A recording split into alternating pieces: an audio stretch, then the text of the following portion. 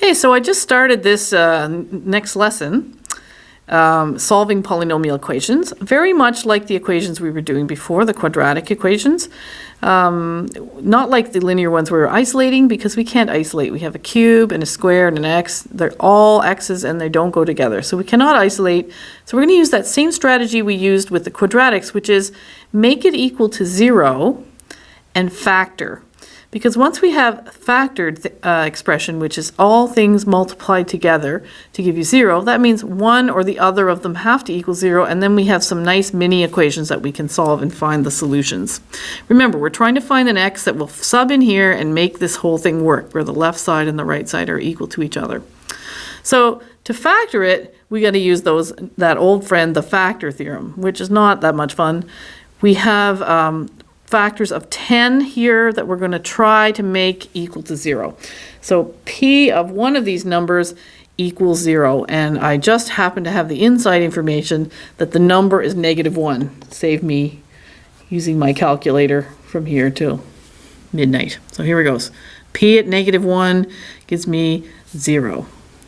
Therefore, x plus 1 will be a factor. Once you have one factor, the rest comes pretty easily, because all we have to do then is the division. So we have x plus 1 divided into our polynomial x cubed minus 6x squared plus 3x plus 10. X into x cubed goes x squared. Subtract, it becomes -7x squared, carefully, 3x, -7x. Will give you -7x squared, -7x, and when I subtract here, it becomes a positive. I get 10x, I bring it down to 10. Oh, hooray, it's working out. Plus 10, 0. We know it worked out when the remainder is 0. So we have the thing factored now into x plus 1 times x squared minus 7x plus 10. But we have to make sure it's factored. Oh, and this whole factored expression is equal to this, right? Which is equal to 0. We can't forget about that part being equal to 0.